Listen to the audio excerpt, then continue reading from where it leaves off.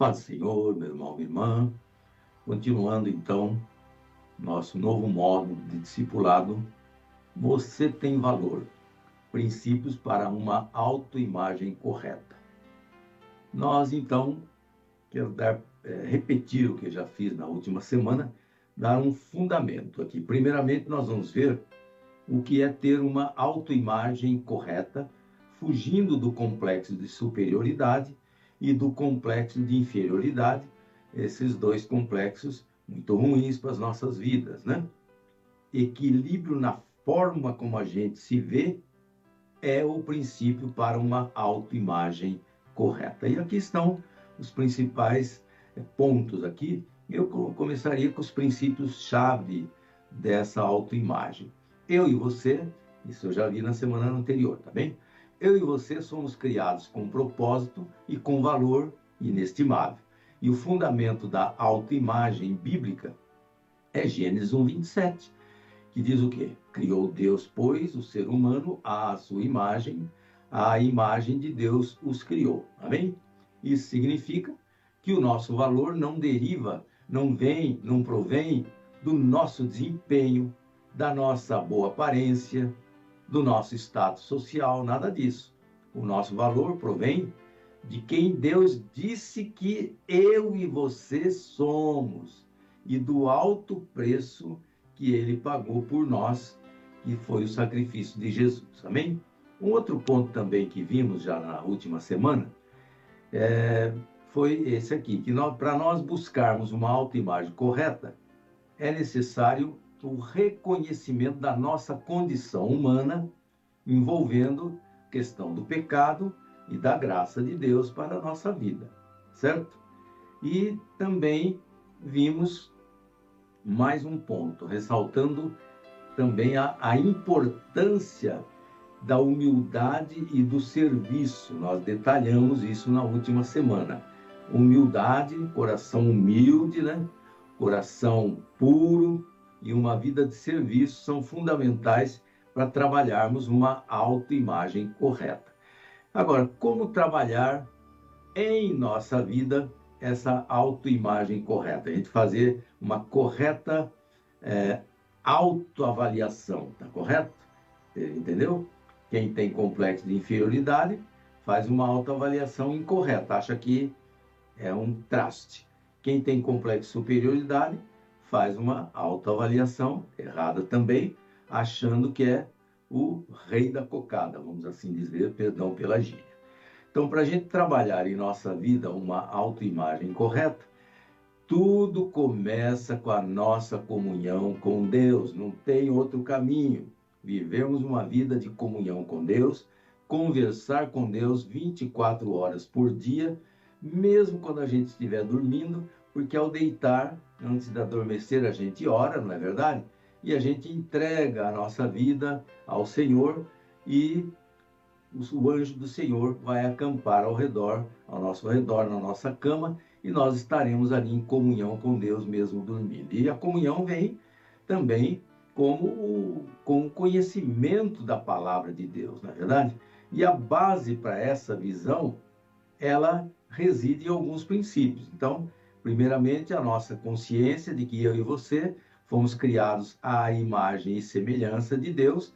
Eu falei naquele dia da visão do Imago Dei, né? Que é a imagem de Deus, tá certo? E falei, repito, sobre a questão que fomos criados à imagem e semelhança de Deus. Então, essa expressão que eu falei na outra semana, Imago Deus, Imago Dei, que significa imagem de Deus, ela se refere ao conceito de que a humanidade foi criada com uma conexão especial, uma conexão única com o Criador, possuindo o quê?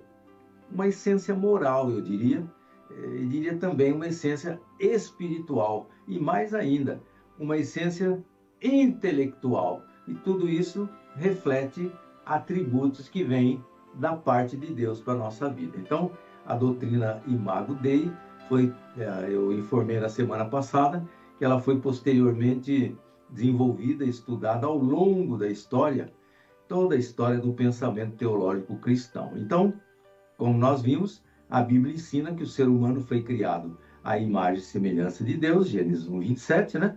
E esse fato por si só confere a cada um de nós um valor, uma dignidade maravilhosos, né? E inestimáveis. Então, tudo isso independentemente das nossas falhas e das nossas perfeições.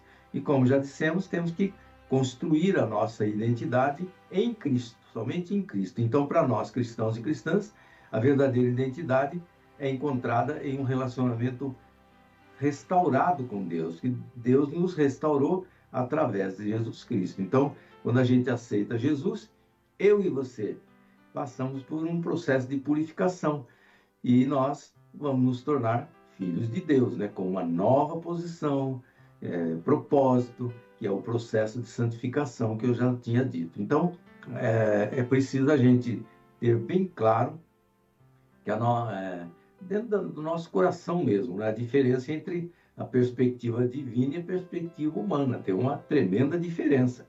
E a visão que nós temos de nós mesmos, ela pode ser distorcida por várias experiências negativas, né? Pelos nossos pecados, né? Que a gente comete. Então, opiniões das pessoas que ficam assoprando no nosso ouvido, né? Então, é muito importante a gente não perder de vista aquilo que nós precisamos pensar a respeito de nós de uma forma equilibrada.